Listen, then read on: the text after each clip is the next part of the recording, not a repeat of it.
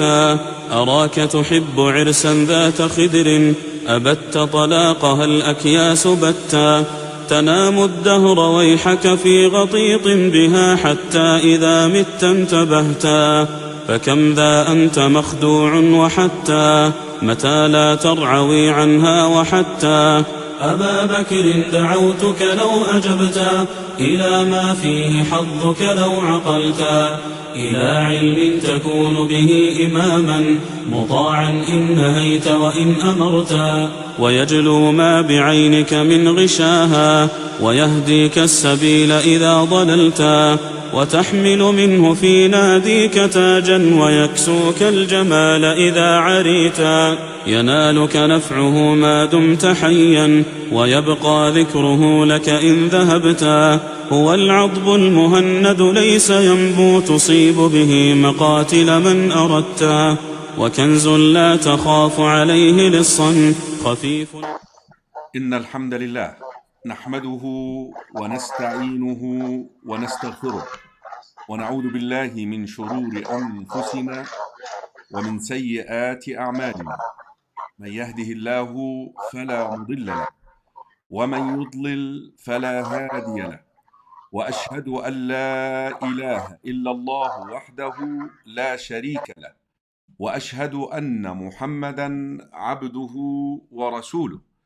اللهم صل وسلم وبارك على سيدنا محمد وعلى آله وأصحابه وأزواجه أمهات المؤمنين وعلى من اتبعهم بإحسان إلى يوم الدين. My dear respected brothers and sisters in Islam, I'm your host Karim Abu Zaid, and I welcome you once again to our live broadcast Ask Imam Karim live show. And today, bi'iznillahi ta'ala, by the permission of Allah, we will have Sheikh Abu Usamah At-Thahabi again. We really missed whole a lot last week because of the connection, even though we did the best out of it. May Allah reward the Sheikh for taking the time out of his very busy schedule and allowing us to host him again today to address some of the issues which we addressed before briefly and add to them some more challenges, brothers and sisters in Islam, like the most recent French attack on our messengers, on our messenger sallallahu alaihi wasallam, and what should we do as Muslims living in the West? You see, fiqh al-makan, fiqh al-zaman is important, brothers and sisters in Islam. What can we do as Muslims living in the West? Muslims who are living in the Muslim world, maybe their fiqh is different than our fiqh. And this is what we wanted to discuss tonight, inshallah, one of the subjects. And also we will open the phone lines for you, bi'idhnillahi ta'ala, to be out there with us, inshallah. So let me bring in the Sheikh. He is right here, live with us. Assalamu alaikum, Sheikh Abu Usamah. Okay, let me make sure that the Sheikh is unmuted. I can unmute him. Sheikh Abu Usamah. Wa alaikum salam wa rahmatullahi ya Sheikh Karim Abu Zaid. Alhamdulillah, how are you, Sheikh? Good to have you. I'm good, alhamdulillah, I'm well. Nice to see you again. Nice to be with you again and our brothers and sisters. May Allah reward you, Sheikh Abu Usamah, for taking the time. I know you're a family man and you're busy, but may Allah reward you. We really want to hear always from you, Sheikh. أحسن الله إليك شيخ. نحن من لكم. Sheikh Abu Usamah, I want to begin with the current issue. The French President Macron taken, that initiative to show the cartoons again in public, insulting our messenger sallallahu alaihi wasallam, and doing all these things that really upsets a lot of Muslims across the globe.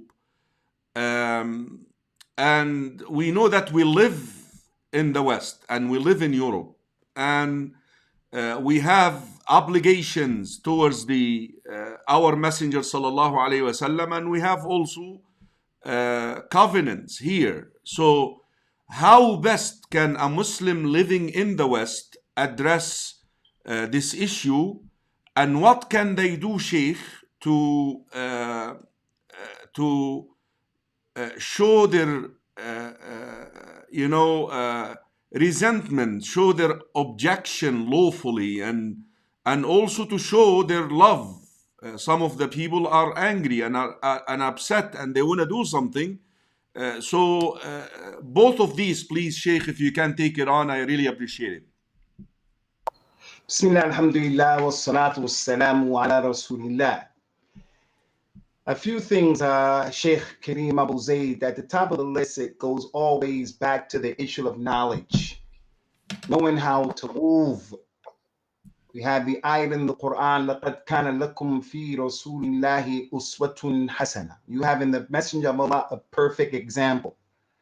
Prophet Muhammad was in Mecca sallallahu alaihi wasallam for 13 years, and he was oppressed, and he didn't have power, and he didn't have ability, so he acted a particular way. And he instructed the companions to act a particular way when they didn't have power. They had the haqq. Allah was always with him and with the Muslims, but there's a certain way that you have to act because of your situation. La yukallifu Allahu nafsan illa wus'aha. And then he went to Medina, where the ahkam of al-Islam were established, and he had power, and he had strength, and he had the ability to make the tanfidh, to execute what he wanted to execute, sallallahu alaihi wasallam. So therefore, the scholars of Islam, they said what? In the ayat, ud'u ila sabili rabbika bil hikmati wal mu'idhati al hasana wajadilhum billati ahsan wajadilhum billati hiya ahsan. Call to your Lord with hikmah and with what is best, and argue with them in a way that is the best. So what hikmah is putting things in their proper place. The scholars of Islam said, if the Muslims are in a condition that resembles the Meccan period, it is not from hikmah for them to act as if they are living in the Medina period. And the opposite holds true. If the Muslims are in a situation where it's resembling the Medina period, it's not from hikmah to behave in the way as if they're in the Meccan period. Clear, Sheikh. So that's the first thing, knowledge. Beautifully. And it goes back to what you said about the fiqh of the makan and the fiqh of the zaman. It's the same kalam. Now it is possible that Muslims can be in a situation where they are as if they're in the Meccan period, but they're able to implement some ahkam of Medina. And they could be in the Medina period and they can implement some ahkam. It's not just blanketed like that. But I would like to say this. Second thing that the Prophet did for us, sallallahu alaihi wasallam, is he told us everything we need to know how to navigate through our situation.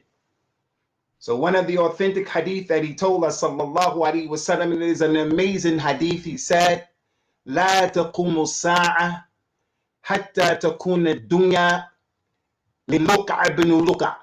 No. Yawm al-Qiyamah will not establish until the dunya belongs to a man by the name of Luqa ibn Luqa. It's in our culture in America, African Americans, it's as if saying Yawm al-Qiyamah won't be established until the one in charge is Boo Boo the Fool, or Frank Sausage Head, or Benny Wee Wee. Benny Wee Wee is that guy when it's the Bedr, a full moon, and you say to him, pointing your finger, you say, look at the Bedr, look at the Bedr, look how beautiful it is.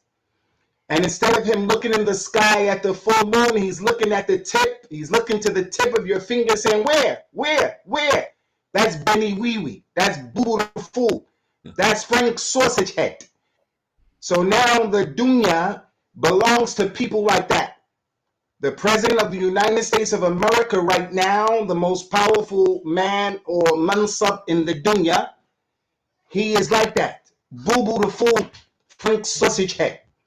The man in France, it was not diplomatic. It's not good diplomacy to do what he did.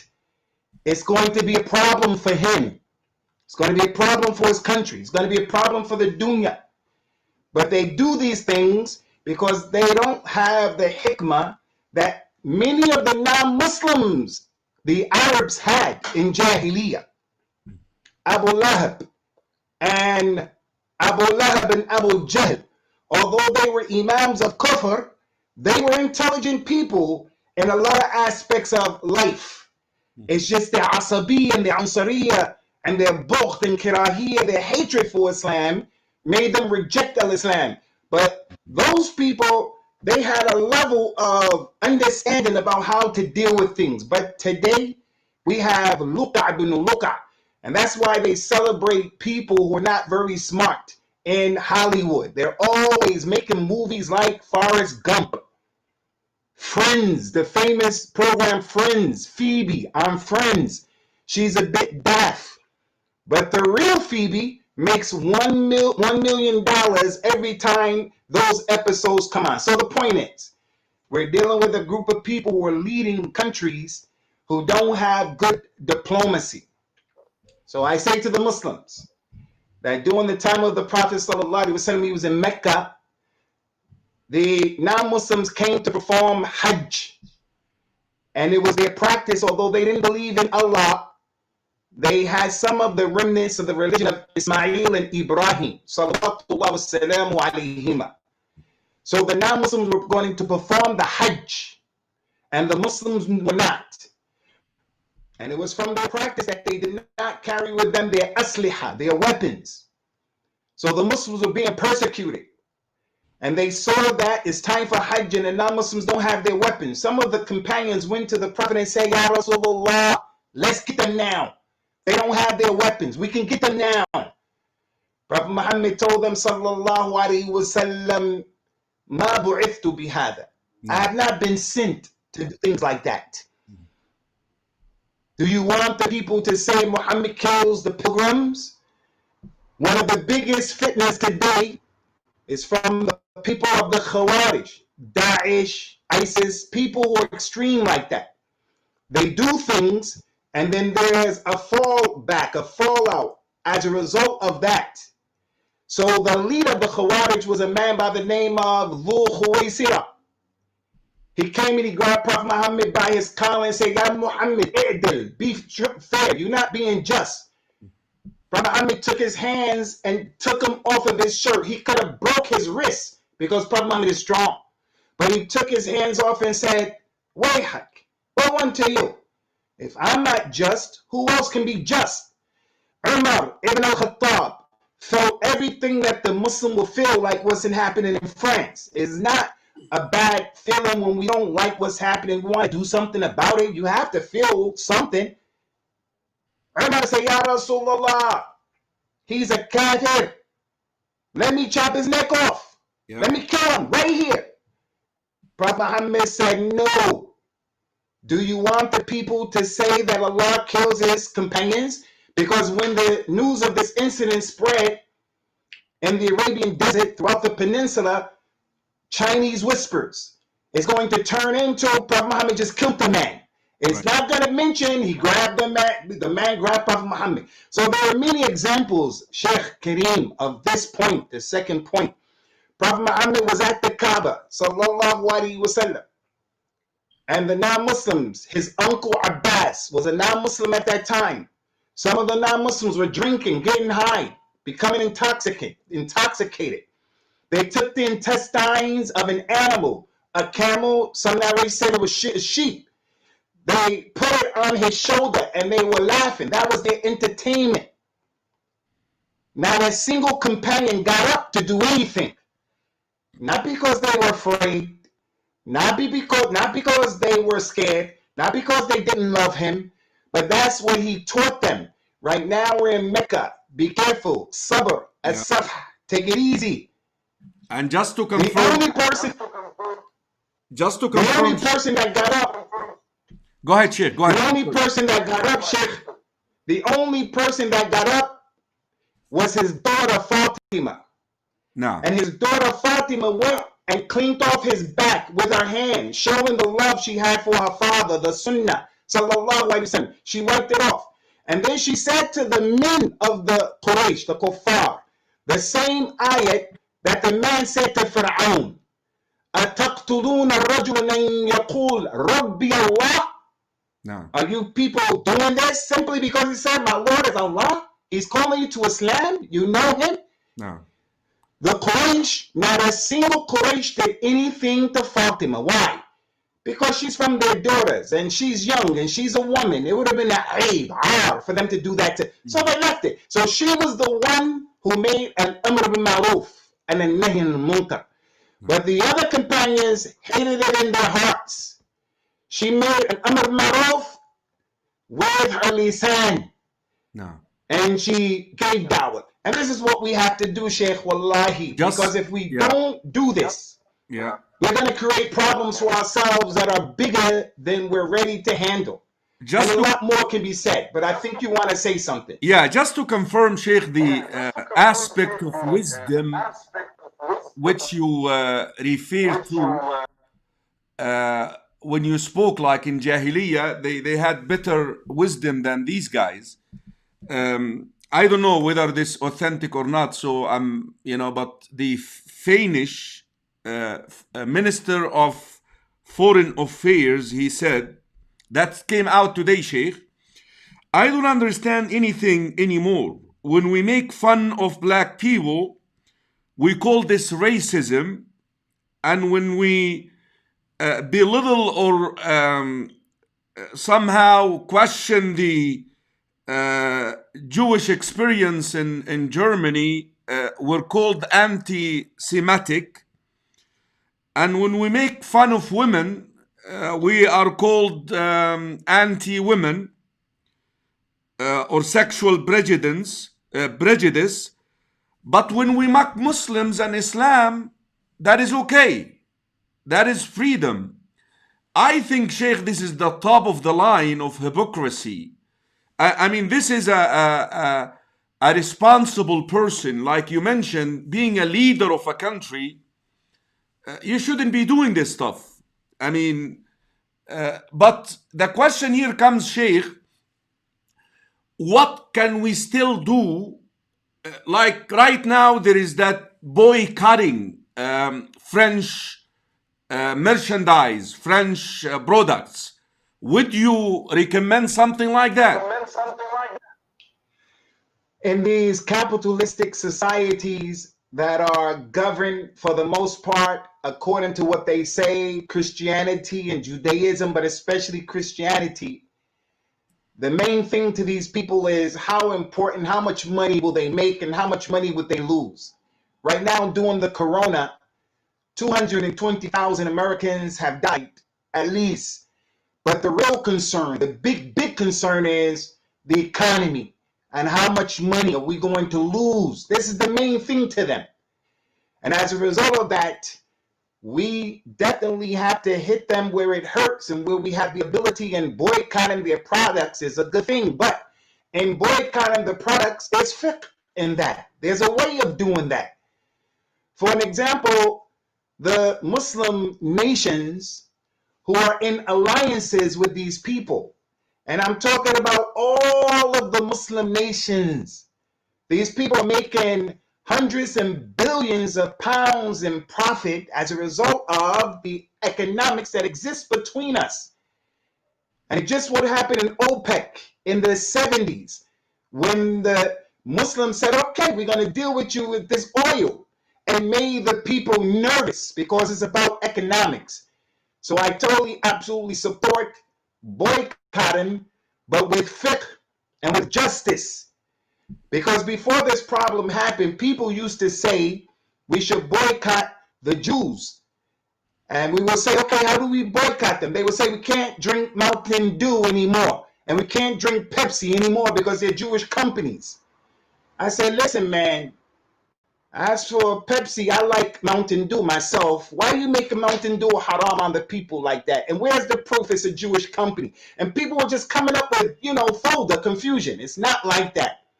It has to be something that is studied and something that is known. So from the Muslim countries especially, because they have power, they should absolutely boycott these people. They should use diplomacy to deal with these people. And trust me, Sheikh Karim, the Muslims have enough influence that they wield with these people that if the leaders of the Muslims really got serious with this issue, as some countries are doing some things, but we're not seeing enough. So as it relates to boycotting, I don't say we should put pressure on every Amr, Bakr, and Zayd to boycott French products. If someone can do it and he wants to do it on his own, he does that. But he can't make that lazim on all the people unless it's coming from the leader of the Muslim who has taken that as a qarar in his country.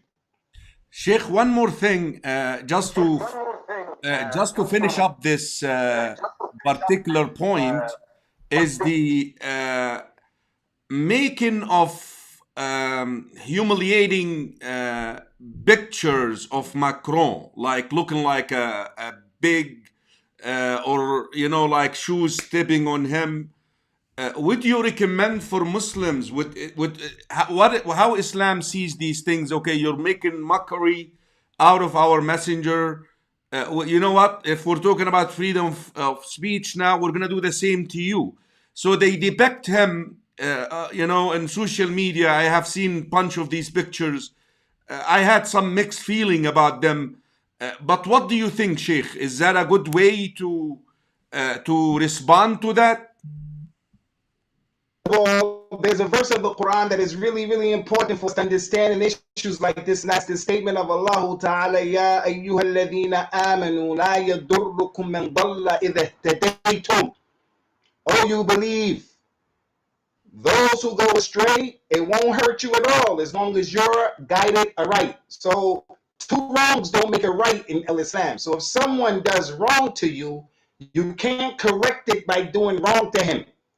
The ayah said, وَلَا يَجْرِمَنَّكُمْ شَنَآنُ قَوْمٍ عَلَىٰ أَلَّا تَعْدِلُوا اعْدِلُوا هُوَ أَقْرَبُ لِلتَّقْوَى.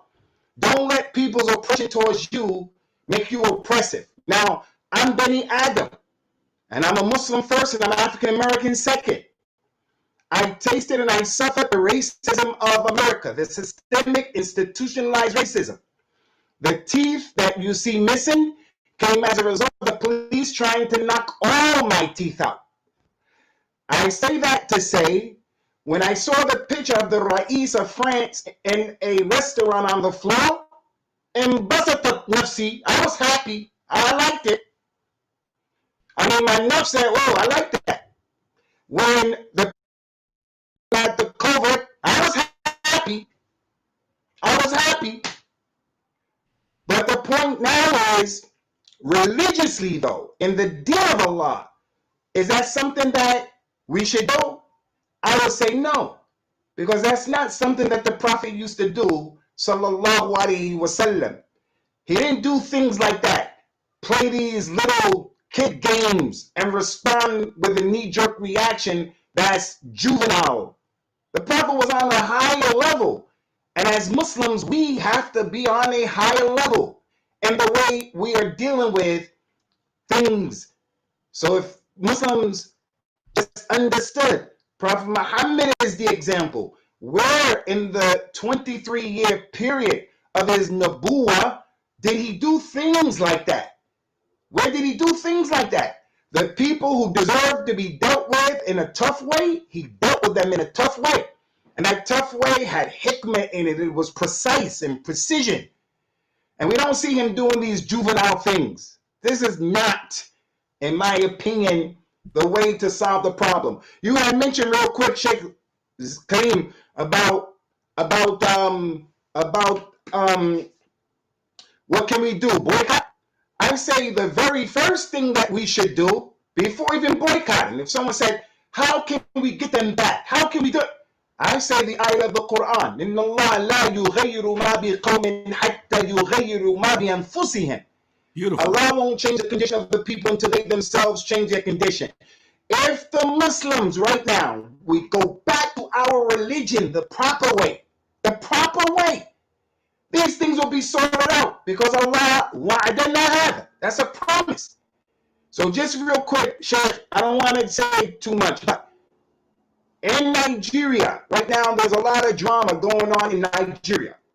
There are images coming out of Nigeria. They're not even permissible to pass around because they're so gruesome. My wife is in Nigeria. She's stuck in Nigeria with the COVID. My wife was telling me about a party, a wedding that was going to happen. And in the wedding that was going to happen, some of the women were going to do some things to enjoy themselves that are not permissible. The weddings in the UK, the weddings in Denver, Colorado, the weddings all over the Muslim world. When we have weddings, the munkarat that are going on in the weddings at a time like this, to be people making shirk, innovation. The 12th of Rabi al-Awwal is next Thursday. And the whole community, we're going to start doing things that are not from the religion. And as a result of that, we wonder, we scratch our heads and we say, why is this happening? Part of it is we just have to go back to our religion because Allah has promised us. He's going to save our religion and protect us from these kind of things. Wallahu ya'asimuka minan nas.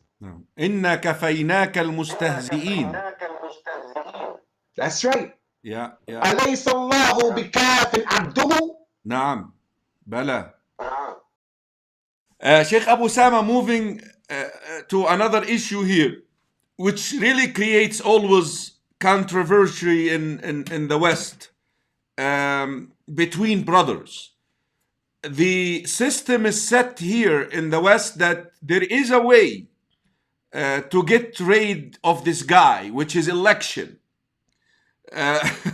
Now we go back, we understand, listen, that election has to do with approving legislation which sometimes override the law set by Allah subhanahu wa ta'ala.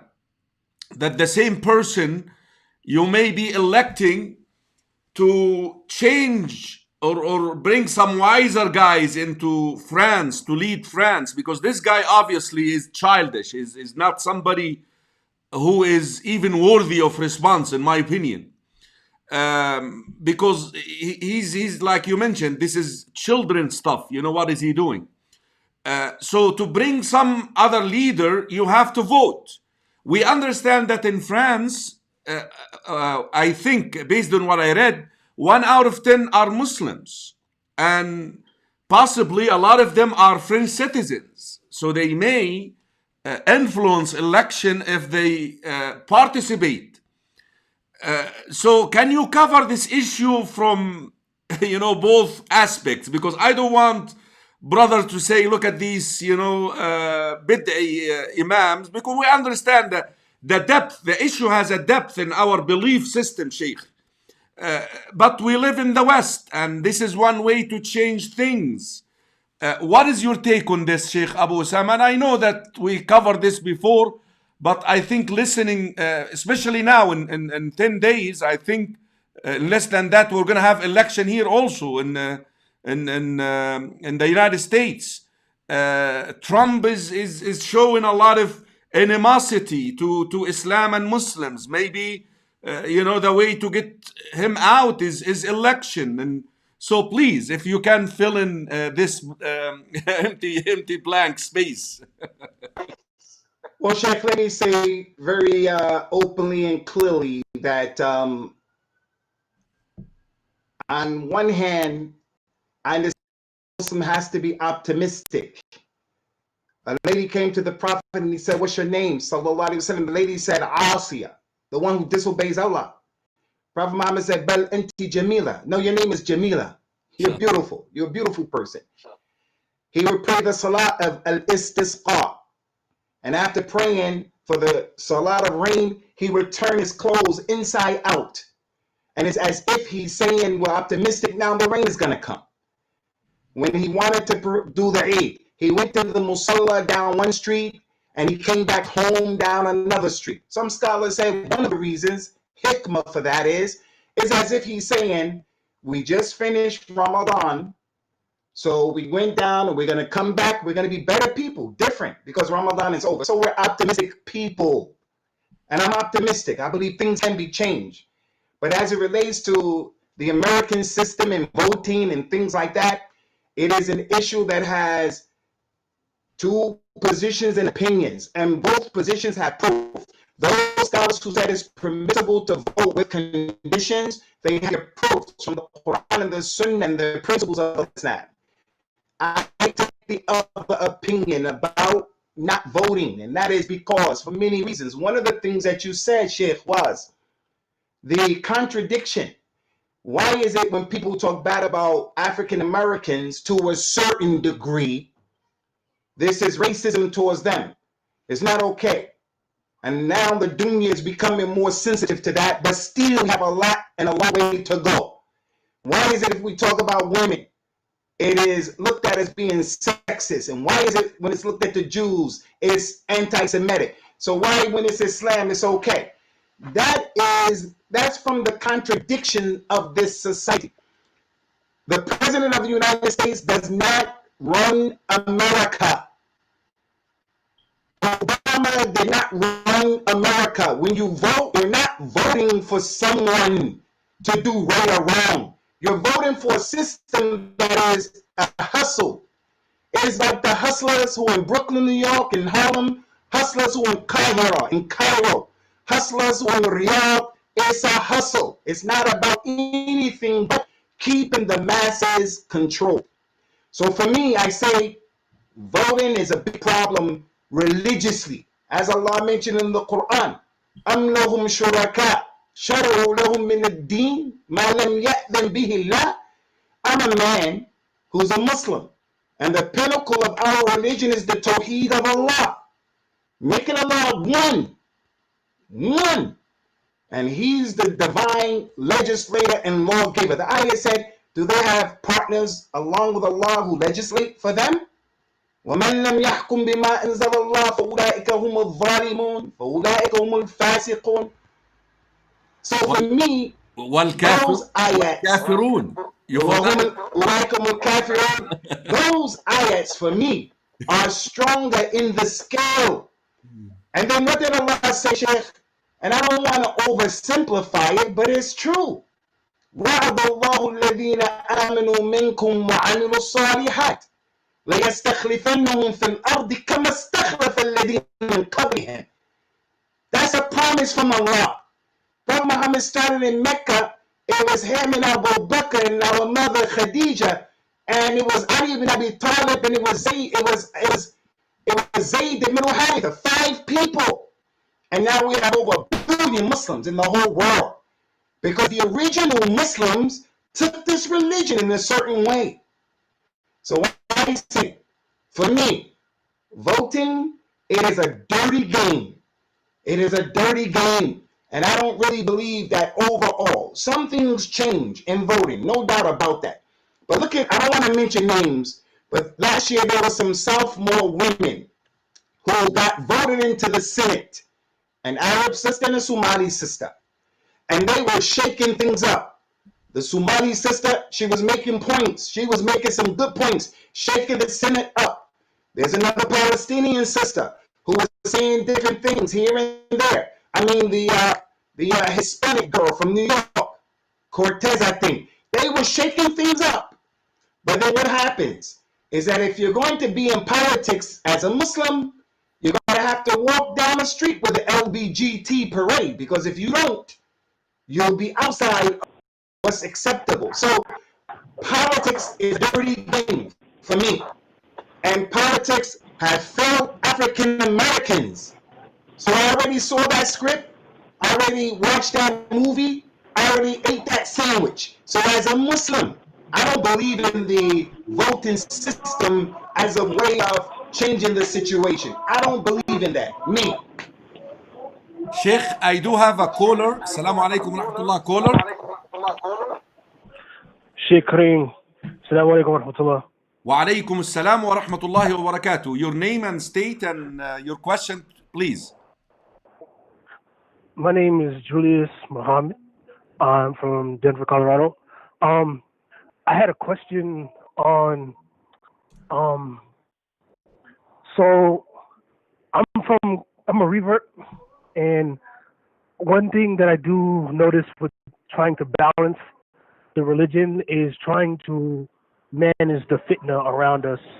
I was asking, is it permissible to make hijrah to another place, or, for example, to a more Islamic society, um, in the case that the fitna where we're from here in America is starting to become a problem to uphold your religion, because sometimes I find myself having a hard time holding on to the religion, especially with the fitna that we deal with here. Clear, Julius. Inshallah, Sheikh Abu Usamah will address your question. Jazakallahu khairah. Sheikh Abu Usamah, our brother Julius, he's from Colorado. He is a revert. He's asking, and also I want to bring in Sister Caroline from Montreal, which is the French Canada. She said that we are facing mounting hate crimes here too. Masajid have been vandalized. She mentioned that in the comments.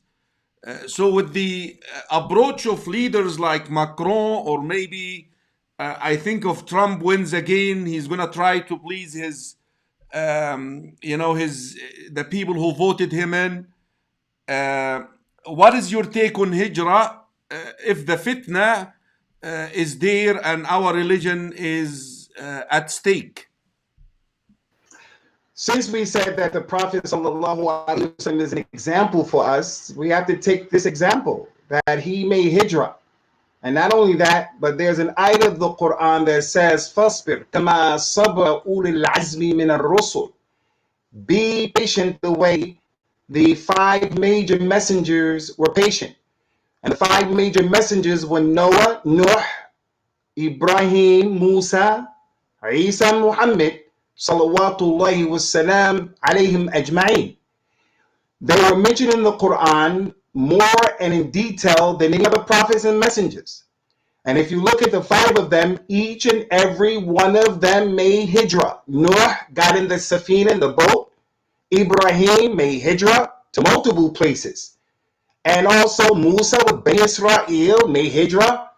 Isa is going to make hijrah and run away from Ya'juj and Ma'juj with the Firqat al-Najiyah.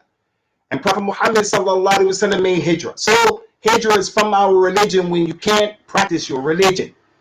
It becomes wajib. Allah said in the Quran, إِنَّ الَّذِينَ تَوَفَّاهُمُ الْمَلَائِكَةُ ظَالِمِي أَنفُسِهِمْ قالوا فيما كنتم قالوا كنا مستضعفين في الأرض قالوا ألم تكن أرض الله واسعة فتهاجروا فيها. Verily those people, the angels, get them after they died and they're in an oppressive state to themselves. Their children went astray, their girls were out and they were going wild, they couldn't practice their religion. The Malaika would say, what was your situation? Those people who died like that would say, we were weak and oppressed. The Malaika would say, why didn't you make hijrah in the cause of Allah? Allah's earth is expansive. So I'm all for hijrah. The Prophet said about the hijrah sallallahu alaihi wasallam, al-hijratu tajubu ma kana qabluha. Hijrah will wipe away everything that went before it, because it's an ultimate big sacrifice to leave your homeland and to go somewhere else for your religion. But now the issue is knowledge. We have to have knowledge how to make hijrah. Now I don't say that there's no place in the earth to make hijrah. I'm not saying that. You may even find a place in the non-Muslim society where you can go and make hijrah if you can practice your religion the way the first Muslims went to Ethiopia. But in terms of this romantic idea that we used to have when I first became a Muslim in 1986, and this romantic idea that many Muslims have today, I'm going to go to Mecca and Medina. I'm going to go here and I'm going to go there. And then when you try to do that, you find the Muslims themselves saying, no, you can't come here. Or practicing Islam right here in America, right here in the UK. Many times it's easier to practice Islam in other countries that are Muslims. So what the person has to do is, I will not say no hijrah. No, hijrah is an option, but it doesn't work for everybody. You have to look at the details of your situation. And I must say, Sheikh Karim, and I want the younger brothers to hear me say this, and the younger sisters. I was 22 when I became Muslim. When I graduated from Medina, I was in my 20s, I guess, in my late 20s. I don't know. I was pretty young. When I came from Medina, we used to tell our African American revert brothers and sisters, we must make hijrah. We must make hijrah. Lazim, wajib, we must make hijrah. But now I'm 57, 58, and I'm older now. Everything is not black and white anymore. As time goes by, life begins to teach you, and you calm down. So yes, my brother, hijrah is an option, but you have to be wise in what place you're going to go to. Because sometimes, and I say this without any taraddud, without any tahaffuz, I say this, hijrah today is not easy. And I don't mean from the angle, just from the angle of stability. How am I going to tell somebody to go make hijrah to Mali or Mauritania and they don't have stability there?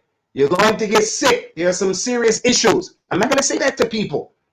So study the issue with knowledge and not with an emotional, romantic outlook. Allah knows best. Yeah, we call the Sheikh the means. Study the means. Don't say, oh, I'm going to Medina where Sa'd ibn Ubadah will be receiving me, or Sa'd, or Al-Ansar are going to take. No. It's a real world out there, and it's weird. It's really weird. I think that point is very well taken.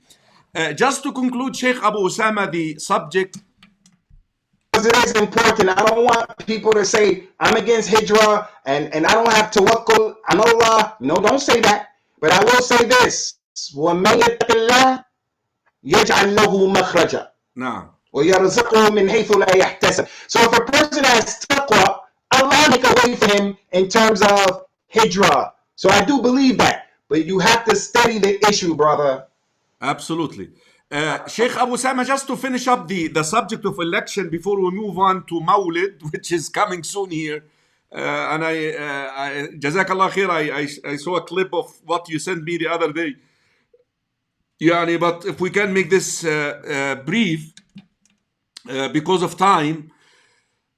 So basically now we have brothers and sisters, like you mentioned, like the sister in Somali sister in Minnesota and the sister in Michigan, I think.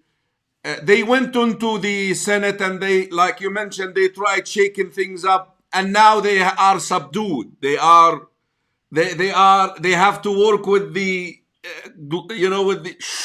Otherwise, that's why they are not in trouble anymore, like they used to do. So my question, Sheikh, is, what is the benefit? Like for me, for example, I'm sorry I had to mute you while I'm talking, so because it makes a noise. So whatever you're saying, inshallah, I'm going to let you speak. Like for example, if you see Trump, the problem with Biden here is, yes, he may stop that Islamophobic approach. But at the same time, these guys are die hard on the LGBT agenda. They want to promote LGBT every place. So حفظ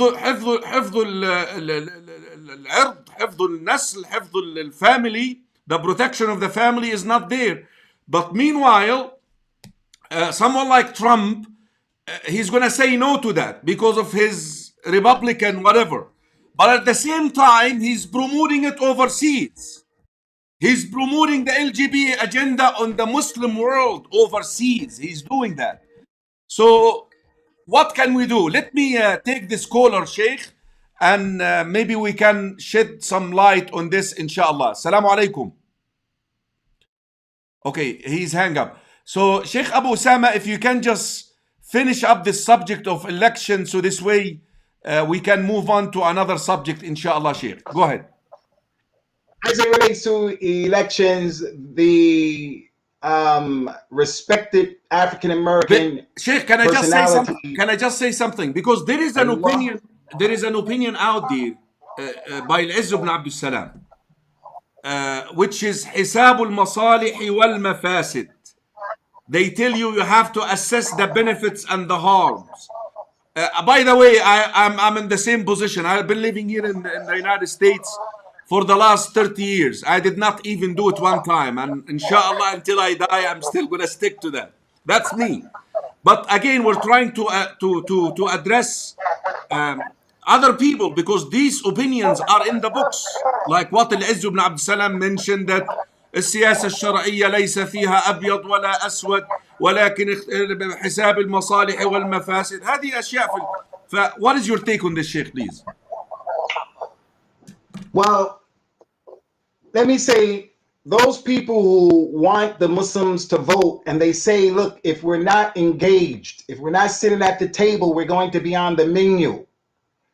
I understand where they're coming from. They may say that you and I are muqassir, we're muhmil, we're negligent, we're not woke, we're not in tune with reality. I'm one of those people. When you look at the books of Aqidah like Usul Sunnah al-Imam al-Humaydi that we're teaching right now, Sharh Sunnah al-Imam al-Barbahari, you find that those scholars in the past, when they talked about the Aqidah of Islam, they used to say things like, La tastawhish qulubukum. Don't let your heart be scared and faint-hearted from the people who are mean and they're against you. Because they come with zukhruf al-qawl, this statement, that statement, and it makes sense. Because I'm telling you, it's like Malcolm X said. Malcolm X, that great, iconic African-American figure who didn't have a lot of knowledge, but he had a lot of courage, and he had a lot of manhood, and he left us a lot of jewels that we can continue to benefit from. He said that the democratic system, voting for the Republican or voting for the Democrat, this whole system, it's just an issue of voting for either the wolf or the fox. At the end of the day, both of them are going to bite you. Both of them are going to bite you. And if you go to sleep, they're going to bite you right here. And then bite and eat all your kids. African Americans, the vote in Florida, they just came in and suspended the votes of African Americans as if it didn't even count. And they still let the man be a president. Like what happens in Africa. What happens in Africa, all throughout Africa, when they rigged the elections, they said it's the third world. These people are not, man, that same stuff happens in America. You hear both of these candidates accusing each other. You stole the money. You stole the money. You stole it. Because they all do it. This is the nature and the reality of their stuff.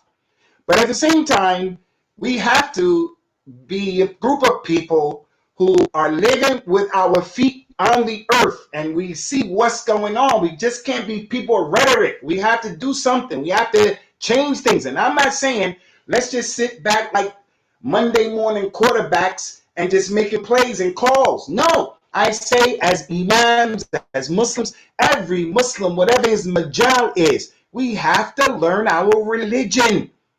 We have to be better people. Those people believe in Allah the correct way and they do righteous deeds. Allah has promised them. Sheikh Biden in the last presidential debate, I have to say I was impressed for the first time with the political ability of Biden because he handled himself in that last debate. But prior to that, I said, what's wrong with this guy? This is the deal? So when he said, Inshallah, Muslims started going crazy. I'm happy about that to a certain degree. It's like Michael Jackson. Michael Jackson became a Muslim. That's what we used to hear. Muslims were saying, yes, he's going to be the mu'adhin at the Kaaba. The people who say that are people who have da'f fi anfusihim. So the way we have the tasawwur, the way we look at things, Obama, the brother. Obama's not my brother. I'm African American. I'm passionate about my ethnicity and who I am. But Obama is responsible for bombing and killing more Muslims in American history. So as a Muslim, when I say, oh, Obama is a brother, he ain't my brother because of his color. No, the Muslims that he killed are my brothers. So when a black man wins the presidency, on one hand, I appreciate being a descendant of people who were on the slave ships to now one of their great grandsons becoming the president of the United States. That's something that I say, wow, that's an accomplishment. But knowing the way the politics go, I know that Obama was picked to prepare for an imbecile like Trump. If they would accept Obama, they'll accept anybody after that. Whether that person happens to be a really evil person or an incompetent person, look, it's just a game, Sheikh. So my thing is, I don't want to get duped by the hustlers myself. I don't want to get duped by the hustlers. I will not be rough and tough with people who want to vote. Just like if I went to a restaurant and one of my brothers ordered the hit him in the head meat, the Anarchisat meat, him in the head, kill him, hit him in the head. If the brother eats a steak, I'm not going to make a big deal because I know that is a valid opinion for him to eat that steak. And I'm not going to spend the whole dinner time blasting him about eating the hit him in the head meat. I'm not going to do that. And I'm not going to blast the one who wants to vote. But also, I'm not going to sit back passively and let you blast me neither. And you make me feel like something's wrong with me. Sheikh Abu Usamah, allow me to move on to another area before the birthday subject, which is coming up. The brother, he calls himself Bring Truck Entertainments. I don't know what that means, but that's his screen name. What is the Islamic advice in the COVID-19 vaccine, which will come to be mandatory based on what is going on? Sheikh, there are a lot of rumors out there that these vaccines will have some agents which is going to control our brains, but meanwhile people are dying from COVID-19, and the second wave is even more damaging than the first one. I don't know about UK, but here in America we're having a growth in the number of cases. Some of them they say because the testing is more, but people dying. So now if the vaccine is a solution, and now we're hearing all these conspiracy theories regarding vaccines and what they have in them, should we as Muslim take these or find a way not to take it?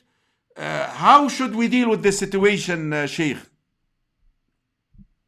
I say, first of all, as it relates to the Illuminati and all of those conspiracy theories, I believe that there are conspiracy theories that are real.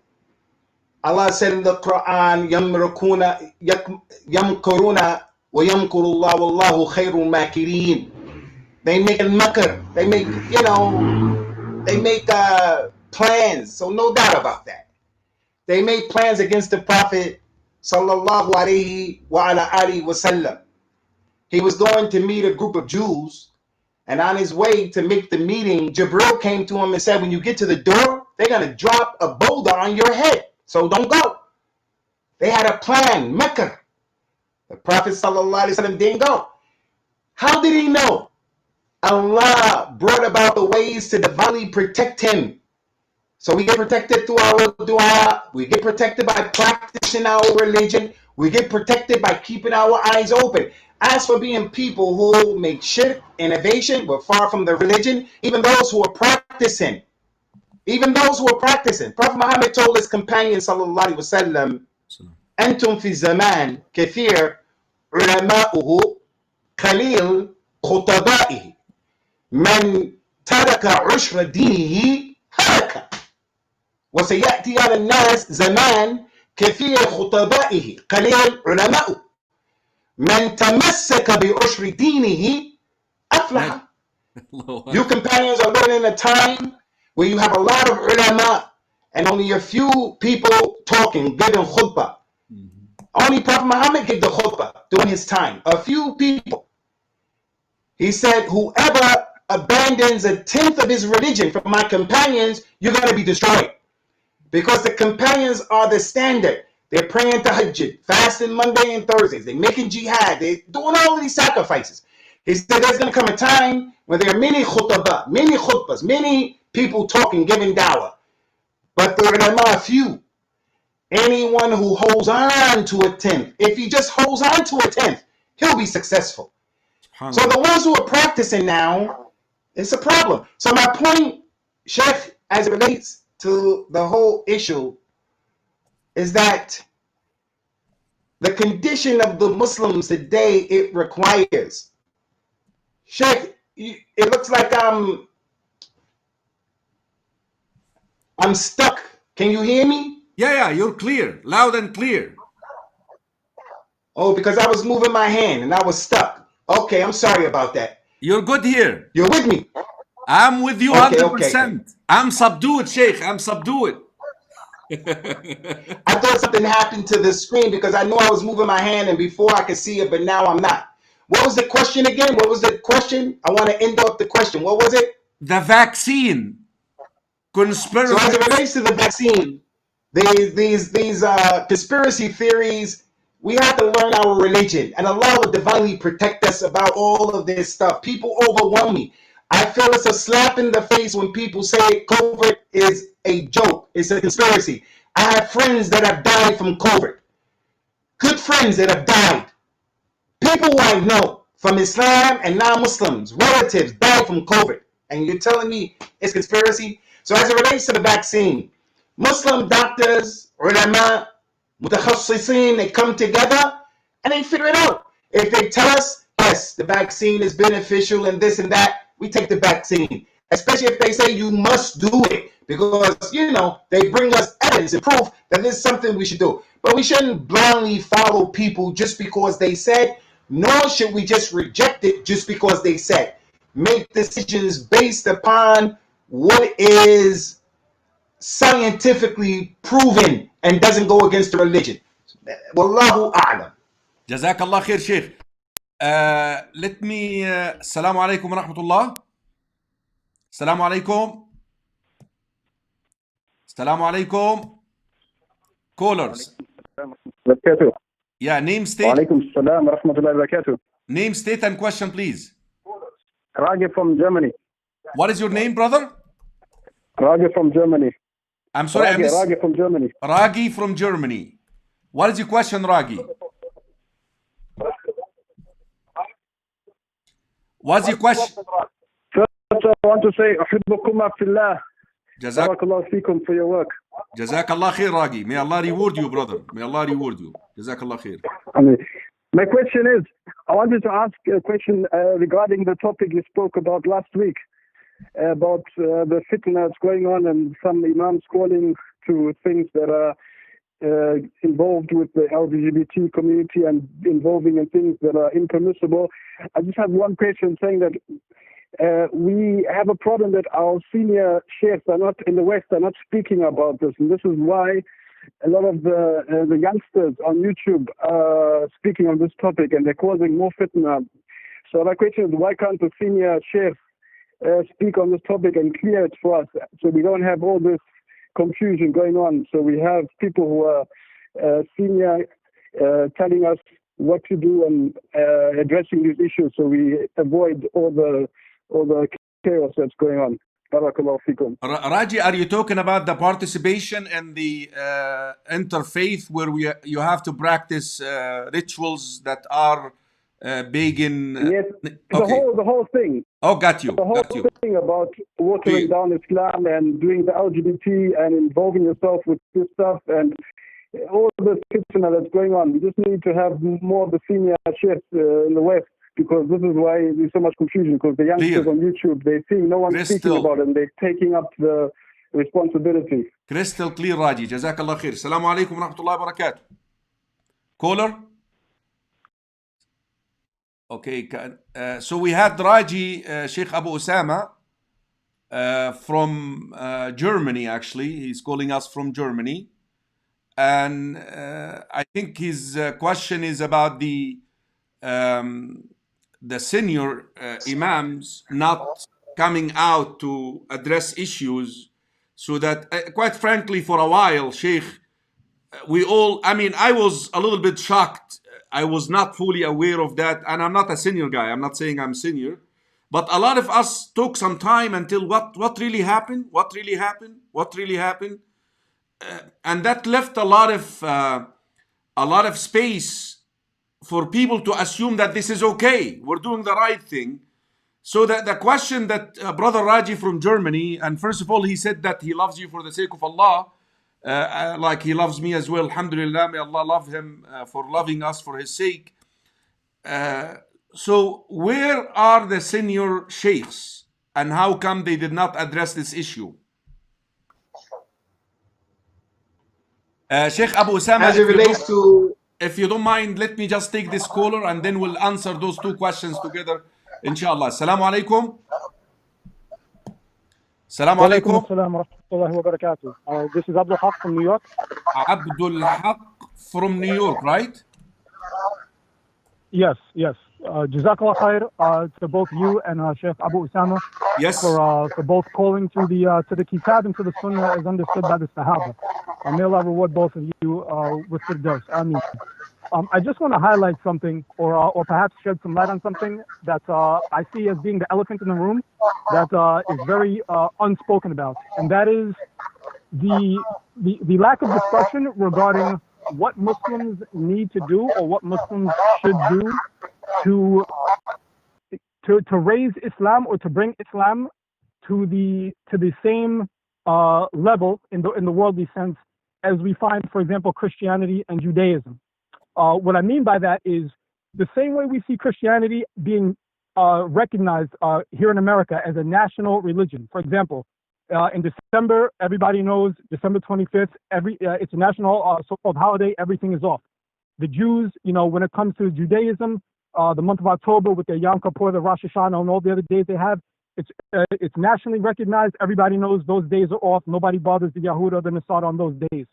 However, with Islam, though we have the right to practice our religion, right, and free from any persecution, we don't have the same status, socially as these other, faith groups. So, what do you two see as being some type of discussion or solution or means that Muslims can take so that Islam can also be recognized as a national religion in the legislative point of view? Jazakallah khair. Brother Abdul Haq, I really want you to, understand one aspect here, because your emphasis was mainly on the identity of the days these other faiths, whether Judaism or Christianity, observe, like the 25th of December. And for us Muslims, I'd like you to be aware of that. If this is what you want for Muslims, it's not feasible, because the moon sighting, for us, the subject of the moon fighting versus moon sighting, I can't decide Ramadan next year. I cannot. I have to wait until the 29th of Sha'ban, Brother Abdul Haq, to decide when is Ramadan. Are you aware of that technical point or no? Yes, I am aware. Forgive me. Perhaps I should have explained it a little bit clearer, but I just don't. I know it's very short on time, so I don't want to take up a lot of time. The main point that I'm trying to make, or the main issue I want to raise, is just as we see these other faiths, these other religions having a nationally recognized legislative position, meaning in terms of the government and law and the legality of it. We see these other religions having a legislative recognition nationally. That's unquestioned. I feel, and I'm sure all the Muslims feel this way as well, is that we as the Ummah, we need to do something that will also bring Islam to the same legislative legal status as these other religions, so such that Islam, the Muslims here, for us that live in the West, Muslims should be able to go about and practice and establish their religion on the same legal basis legislatively as we see with these other religions. That's the point that I'm trying to make. Not so much about the days, because obviously I know that, it's contingent on the moon sighting. But from a legislative point of view, that's the concern that I was making. Clear, clear, brother Abdul Haq. May Allah reward you. Jazakallah khair. Thank you for calling. Jazakallah khairan. Sheikh Abu Usamah, did you get those two questions, or should I repeat them for you? So the first question, the senior imams, that is the brother from Germany. Oh, I got that one. I got that. Okay. I got that one. The second one, I didn't hear Abdul Haq's. Abdul Haq is really saying, how come we don't have an initiative like in the US to bring Islam into the front, that we have one, thing that Islam is recognized with. But, I told him, the only ways to do that is with the Eid celebration and all of that. And we cannot do that, Sheikh Abu Usamah, because of the moon sighting. Nor we can invent another day for Muslims. I can't say this is a Muslim day, because this is also innovating in the religion. So I think he's looking for some initiatives that we can make Islam, for example, in America, a national kind of, there is, we're recognized more, we're not hiding. And I think that's his approach, if you can take it on, inshallah. As it relates to the senior du'at in America and them not talking about what has happened, that goes back to a few things. For an example, Sheikh, let me say this. Because I bite my tongue for no one and I don't talk out of the side of my neck. But me personally, when I saw what had happened with what our brother did, and I have love for that brother, that young man, I got love for him, and I hope for him khair. I like aspects of his dawah, but completeness is only with Allah subhanahu wa ta'ala. I'm on a WhatsApp group, a few WhatsApp groups, where there are multiple students who graduated from Islamic universities. And we were discussing on that group. And even on the group, there was this going back and forth, where the brother fell into what was shirk and kufr, and a bad example for our community. And there were some people on the group who was like, oh, it's okay, but no, that ain't okay. And then on the other hand, you have people who want to throw the brother to the wolves. No, we have to take the middle course. So now, my position was, that organization that the brother works with and worked for, he's in charge of, in that organization is a person that I have respect for. And I called that person up and I said, aren't you the advisor of these people? You have to get that thing in a bear hug. They need you more than you need them. And you have to make these writings that were made by the people who are writing for that institution. You got to clean that stuff up. And I personally was waiting for the brother and those people connected to him to solve the problem. I didn't expect for things to remain quiet while this whirlwind was going on. That's number one. Many people are quiet from the senior du'at over in America, I would think, because popularity.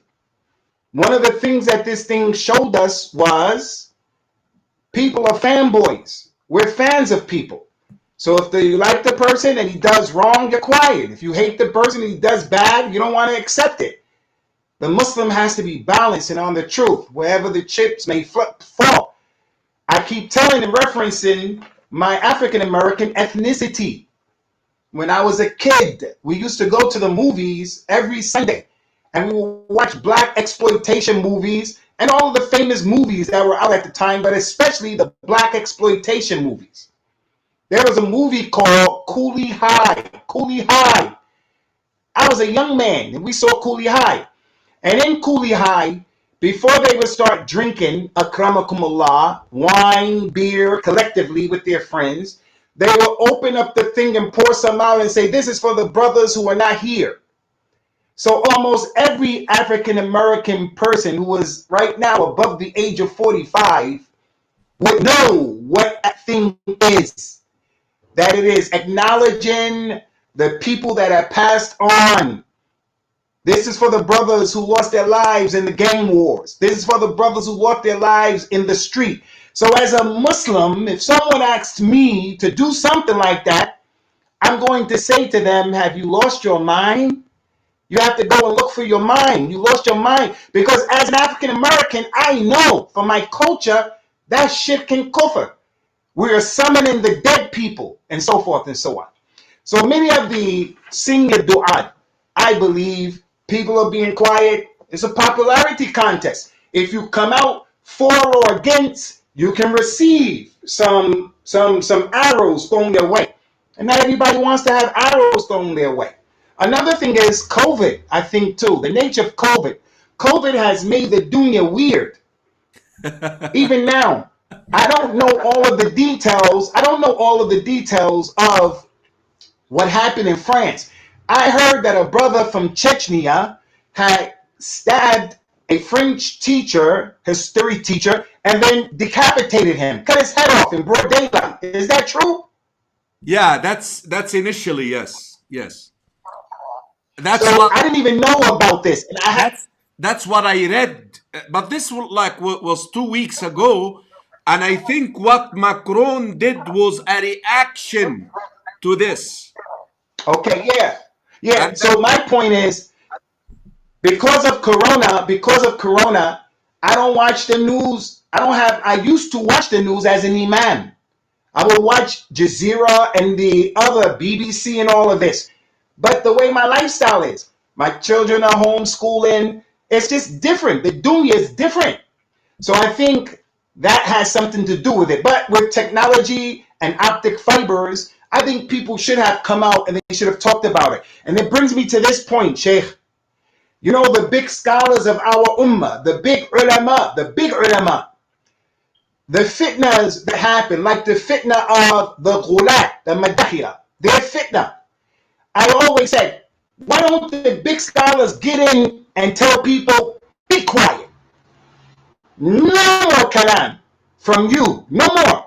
Because your kalam is reaching Libya and it's interfering in the sovereign lives of other countries, like what happened with Khalifa Haftar. So just be quiet. So I'm thinking, why don't the scholars just be? But I have to say, maybe the scholars are saying things in the background. Maybe the scholars this, maybe.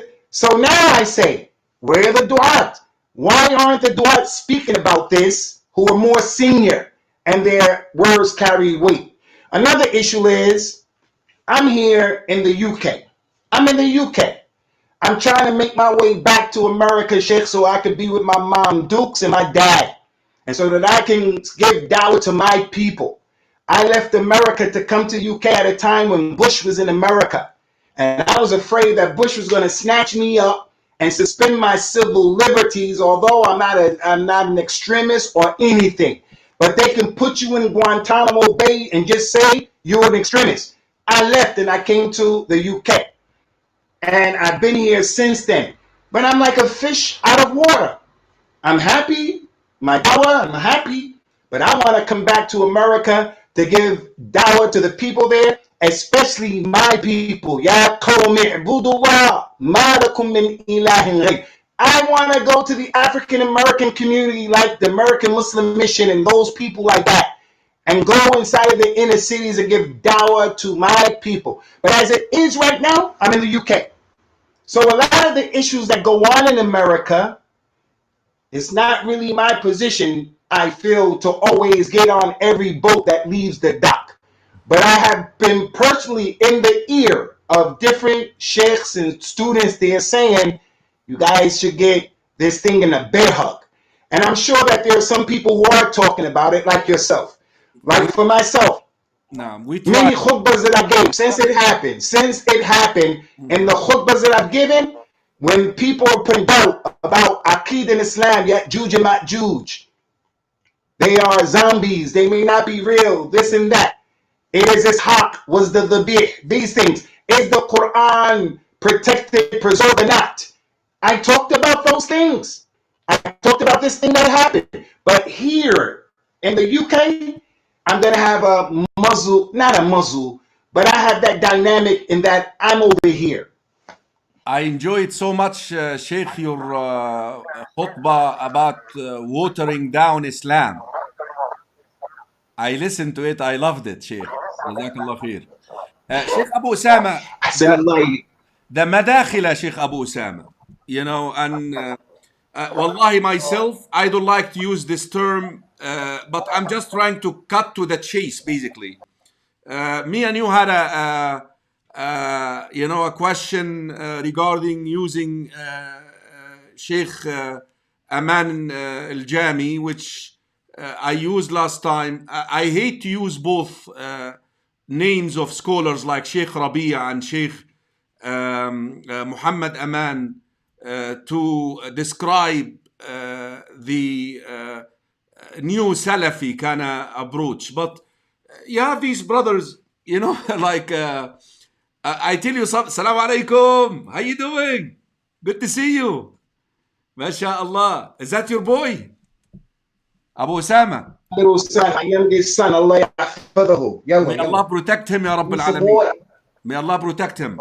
I mean, Abu Usama, recently I had one of my students who used to, wallahi, sit in front of me in the masjid and learn. I had a series called the Right Belief series. Yeah, and I did the Aqidah in that series. And he used to be sitting in front of me out there and he learned Aqidah from me. By all of a sudden, he sent me a message that I cannot come to your masjid anymore because I was warned against you by a brother called Richardson, Musa Richardson, that he's now saying don't go and listen to Sheikh Karim. So I said to him, can you tell me at least one thing which the Sheikh mentioned that I said wrong, and if I was wrong, I will come out in public and I will make tawbah, and I will rectify, as long as there is an evidence, I will do that. But what issues did the brother had with me? I think this Musa Richardson, I remember we go back when I was working with Yusuf Astis, Sheikh Yusuf Astis, on his, doing that show with him. He used to send me emails and asking me, he was actually praising my work, saying, we know that you do a good work. Why are you associating with this guy? So now, somehow I'm no longer associated with Sheikh Yusuf because I got a little bit busy. So now he's warning the people in the community. I'm just using myself as an example, Sheikh. I'm not trying to build a case here on my case, because it seems like this is the case of everybody. The question is, how can we, Sheikh, as du'at, deal with those people? And layman Muslims, like this brother, he listened to him. He believed him. And now he is acting upon his recommendation. If you can, I understand, Sheikh, that you go way back with this, with Sheikh Rabia. I know that you know Sheikh Rabia personally, and I know that you know Musa Richardson personally, and I know that you know Sheikh Muhammad Aman al-Jami. May Allah have mercy on them, Ya Rabb al-Alameen. May Allah reward our scholars, Ya Rabb al-Alameen. So please take on this subject. I'm not going to interrupt you. Sheikh, first of all, a lot can be said. I have work to do. I have a dawah to give. I'm trying to add on to building and helping the community, and I don't want to be engaged in mudslinging, because these people in their dawah is decrepit and it's negative and it's destructive. And that's why they eat each other. It's like the because of covert, I watch all of these programs with my kids about the hyenas and lions and things like that. The lions eat their babies. Hyenas eat their babies, certain animals, and this is what's happening to them. And they keep turning on each other from the time of Sheikh Faleh al-Harbi. Ghafarullahu lana wa lahu. So they are like that. One moment, he's the greatest thing since sliced bread, and then the next moment, he's more straight than the Dajjal. And you can't be the carrier of the flag of a Jarh wa Ta'dil, making those extreme, once you are the greatest thing since sliced bread, anyone who talks against you, about you, he is a Hizbi. And then that same person is given the ruling by the same Sheikh, and he says he's an innovator. He's worse than the Dajjal, and so forth and so on. It's not a problem. So in terms of what you just said, the same brother that you mentioned, I go way back with him, and he was a good friend of mine, and I used to really have good hope for him in the dawah because he was balanced and he had a nice personality. He had good social skills. He knew how to deal with people. I saw how he dealt with people in Jeddah playing basketball back then, and we were good friends. And my problem with these ghulat, for your information, I became public enemy for them right here because I step out the crowd throwing bolos because of my belief. I'm Salafi, and I know Salafiyya doesn't have an Amir, and it doesn't have these Awamir and these Nawahi that come from above. So anyway, I'm public enemy number one because of this brother. When we were good friends, I wrote him an email about a personal sitting that I had with Sheikh Rabi'. And he asked me, what happened in the meeting? I wrote to him. I said, the meeting was a fitna. I saw some things from Sheikh Rabi' that don't allow me to take everything that he says in this issue. He took my personal email and he gave it to those brothers who were on that stuff. They were up and coming. And that was the impetus. That was the genesis. That was the beginning of my problem with them, where they had a chance to come out. They were cooking the pot. They were cooking, but this thing that they received. Now, Abu Usamah, simply by saying, I saw some things from the Sheikh that don't allow me to take everything that he has to say in this fitna that was on the table back then. You would think Salafi people would say, what did you see from the Sheikh? What did you see? Al-hukmu ala shay farran basawwari. What did you see? But just saying, I saw some things in the Sheikh, that was ta'in in the Sheikh. That's ta'in in the Sunnah. That's ta'in in Ahl Sunnah. And from the signs of people of innovation, you talk bad about the people of the Sunnah. I said, la hawla wa. And now me and that brother are not together. And he had a consistent pattern of doing things like this. So Sheikh, let me say, what has happened to you has happened to many. I used to give tazkiyas to these brothers. Like a lot of young brothers who want to go to university in Medina, because I was known in the university, many of the brothers who have graduated from university, I gave them the tazkiyah. I don't say this to make, me. But I am muftakhir that I helped those brothers. I wrote tazkiyahs because the people know me. Many of them got accepted. Once they got over there, other people put pressure on them. I'm the one who wrote the tazkiyah. When they get over there, they said, Abu Usamah is a Hizbi, Mubtadi. You have to free yourself from him. Make a bayan. And then they became my enemies. A group of them made hijrah to Egypt. It really wasn't hijrah. They did some crimes, and then they went to Egypt.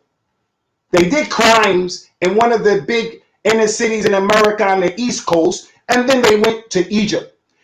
They came to Hajj. They came to Hajj one year, about 6, 7 of them. When I met them, I couldn't believe they came on a boat from Egypt. Did you ever make Hajj on the boat from Egypt, from the Sinai and all that, from the Red? When I saw them, la hawla wa la quwwata illa billah, they were sick. They were sick. I told them, come. I make Hajj with one of the best groups, if not the best group in Europe, called Al Hidayah. And it's a Hajj that costs quite a bit of money.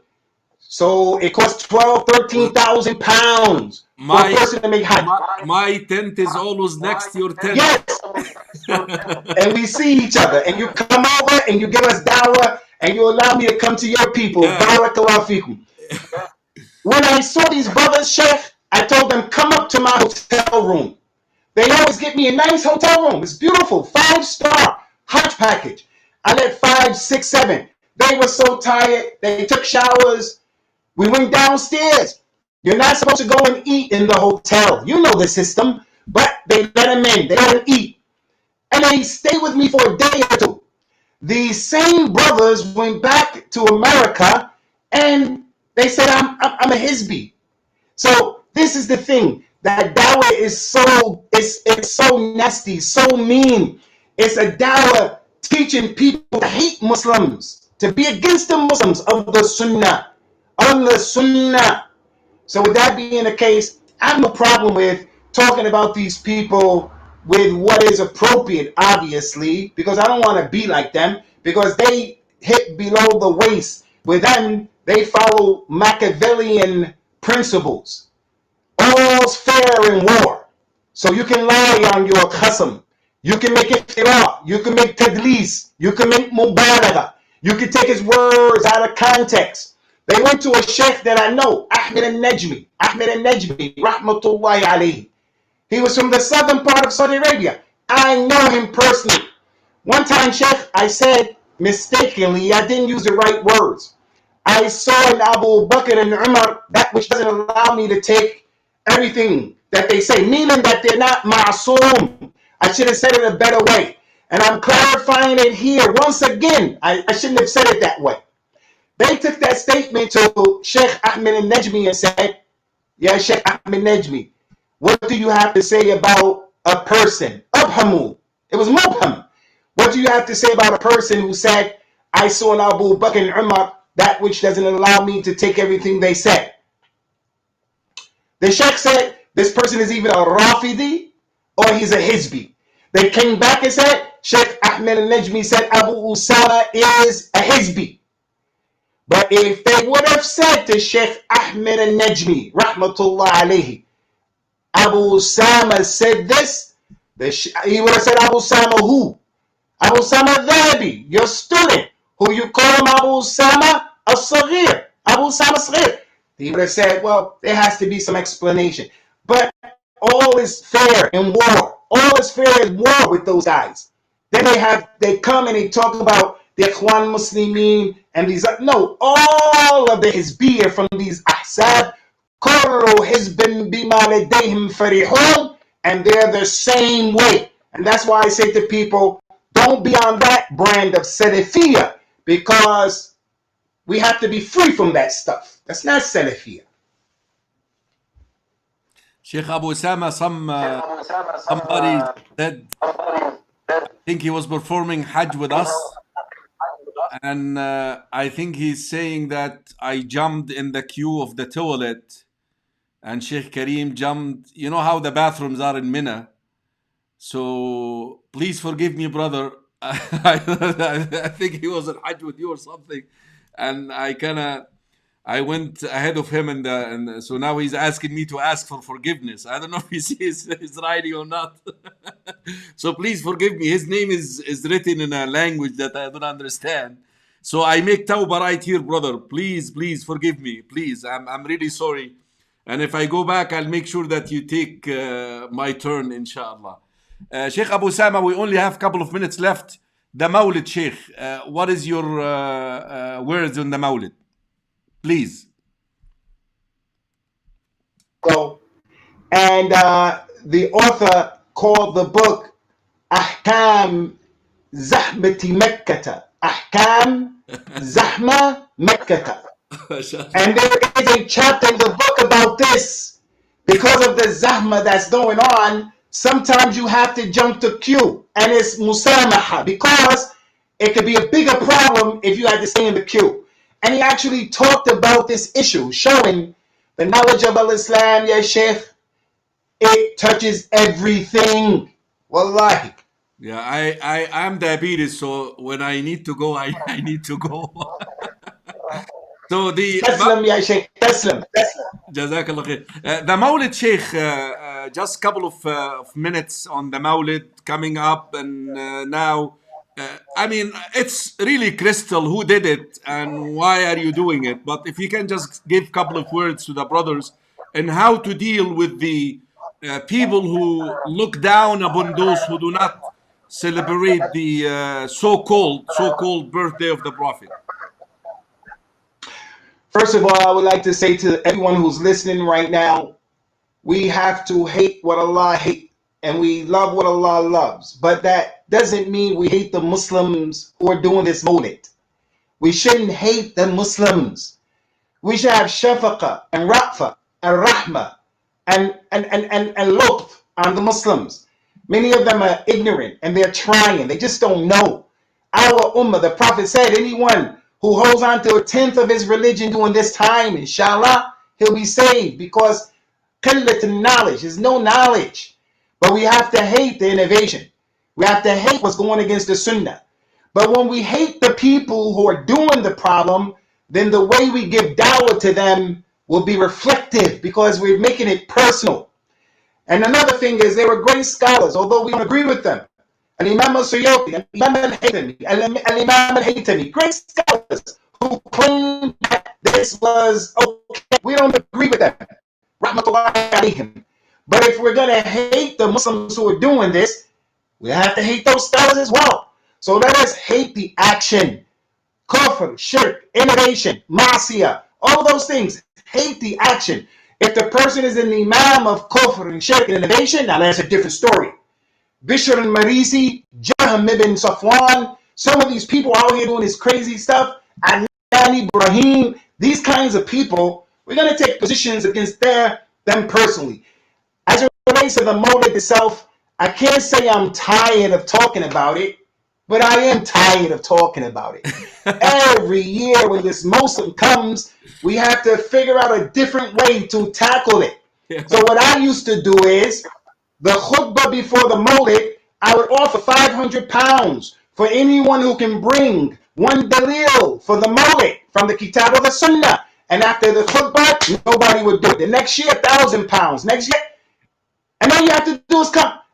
That's what I would try. Sheikh Abu Usamah, I have a caller, if you don't mind, from Germany. If you want to take that last phone call, please. Assalamu alaikum, caller. Assalamu alaikum. Wa alaikum salam. أنا أخوكم Abu Zaid from Germany once again. Jazakumullah khair for your consistent Q&As, Sheikh Karim. And I would just like to say to Abu Usamah, Barakallahu feekum, I managed to sit in one of his majlises in Birmingham. Although he sent his minions to follow me and make sure that to see where it goes, I forgive him for that. But you know, maybe when he has time off his 17 kids, maybe he can also do a regular Q&A session.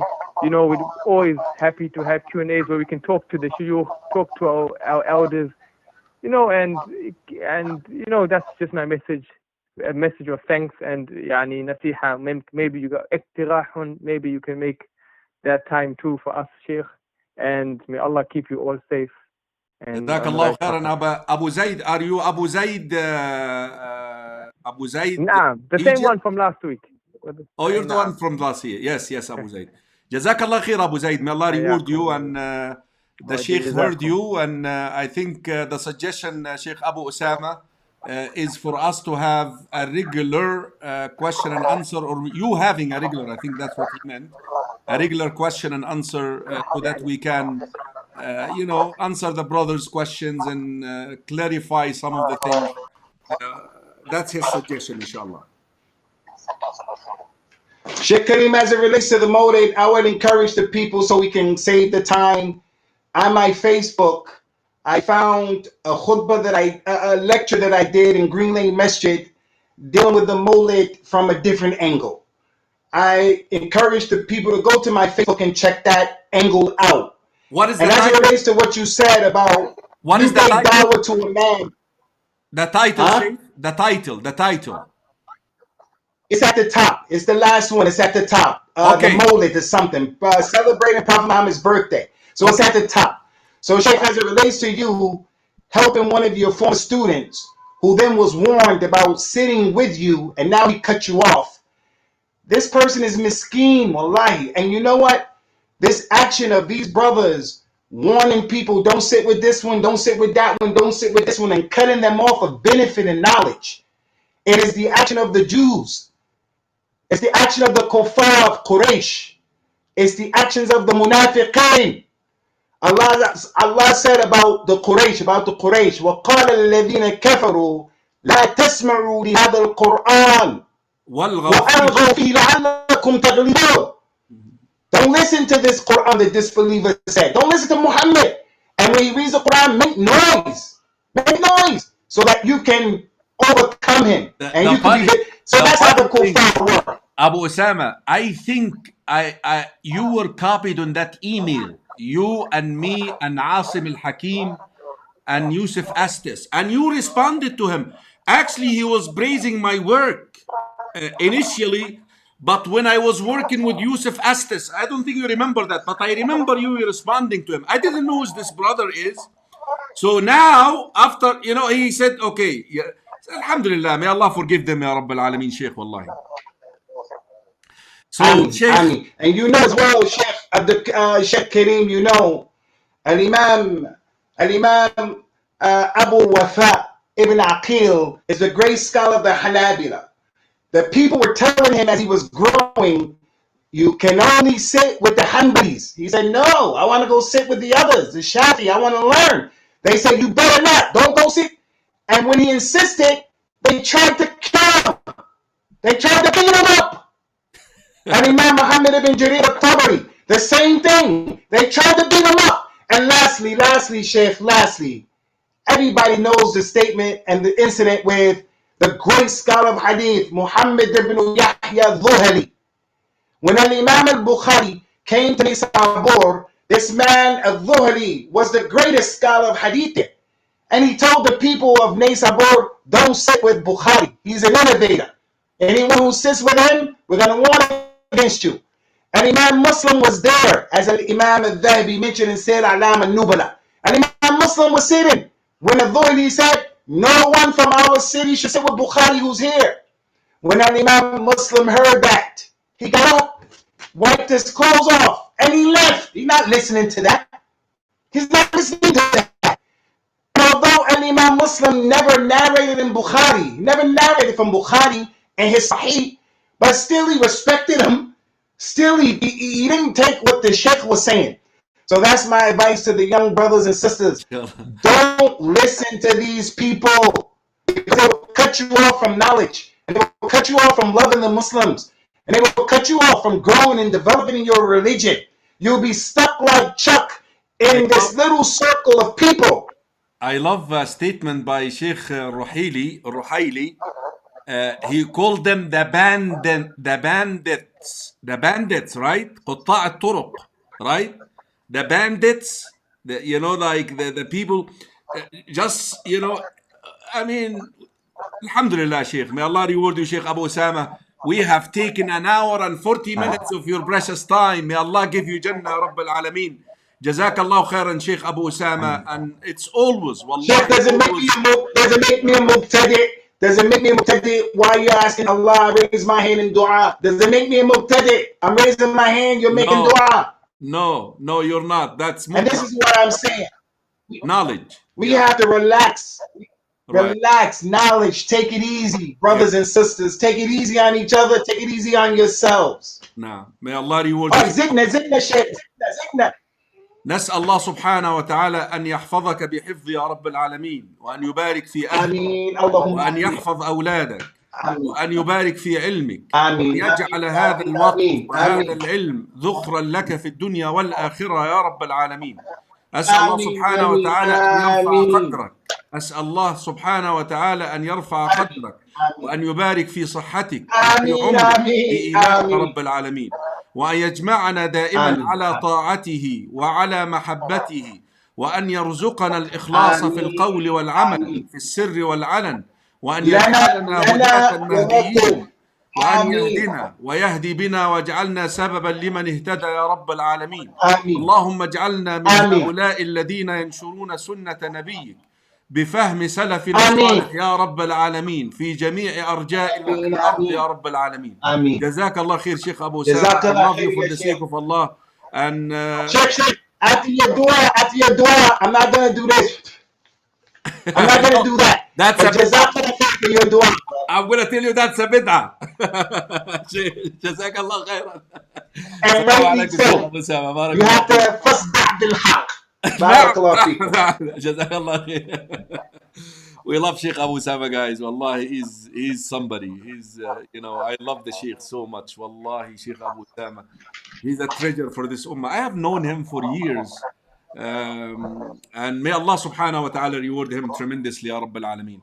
Dear respected brothers and sisters in Islam, in closing comments here, this life is a test.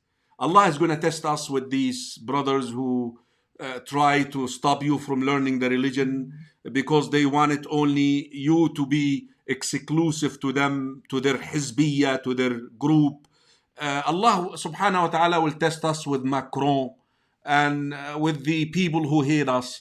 وَلَنَبْلُوَنَّكُمْ حَتَّى نَعْلَمَ الْمُجَاهِدِينَ مِنْكُمْ وَالصَّابِرِينَ وَنَبْلُوَ أَخْبَارَكُمْ.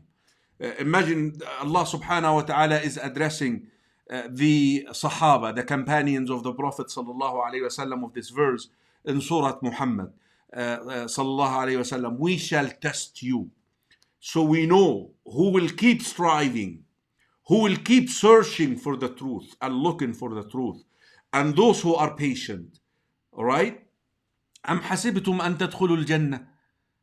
Look at this question. أم حسبتم أن تدخلوا الجنة ولما يأتكم مثل الذين خلوا من قبلكم مستهم البأساء والضراء وزلزلوا. Do you think you will, do you expect to enter Jannah without paying the price? And the price is patience. The price is connecting always with Allah subhanahu wa ta'ala and seeking the knowledge in order to find the way of Rasulullah sallallahu alayhi wasallam and the three esteemed generations. خير الناس قرني ثم الذين يلونهم ثم الذين يلونهم ثم الذين يلونهم. Imam Malik, brothers and sisters in Islam, and that would be my concluding statement. He made that line which I love. The affairs of this ummah will not be rectified unless we go back to what rectified the first generation, the first three praised, esteemed generations of this ummah. That should be your mission, brothers and sisters in Islam. Join me, inshallah, next week with another guest. We're going to have Brother Abu Mus'ab Wajdi Akari, inshallah. That's our next week. Tomorrow, inshallah, at 6 p.m. Mountain Standard Time. Let us pray the Prophet's way. We're going to teach Salatul Nabi sallallahu alayhi wa sallam, and there will be a competition, a contest with prizes. 1,500 the first prize, the second is 750, the third is 500. One of the brothers, mashallah, donated these prizes, and we could offer more prizes, inshallah. Wednesday at 6 p.m. we'll have the Maqasidic Tafsir, the higher aim-based tafsir of the Quran. Inshallah, I will be doing Surah Al-Shu'ara, chapter number 26. And next Sunday, we call that, and we also, our Friday khutbah at 12:15 from Darut Tawheed. I love you all for the sake of Allah. Jazakumullahu khaira. Assalamu alaikum wa rahmatullahi wa barakatuh. فت فؤادك الأيام فتى وتنحت جسمك الساعات نحتا وتدعوك المنون دعاء صدق ألا يا صاح أنت أريد أنت أراك تحب عرسا ذات خدر أبت طلاقها الأكياس بتا تنام الدهر ويحك في غطيط بها حتى إذا مت انتبهتا فكم ذا أنت مخدوع وحتى متى لا ترعوي عنها وحتى أبا بكر دعوتك لو أجبتا إلى علم تكون به إماما مطاعا إن نهيت وإن أمرتا ويجلو ما بعينك من غشاها ويهديك السبيل إذا ضللتا، وتحمل منه في ناديك تاجا ويكسوك الجمال إذا عريتا، ينالك نفعه ما دمت حيا ويبقى ذكره لك إن ذهبتا، هو العضب المهند ليس ينبو تصيب به مقاتل من أردت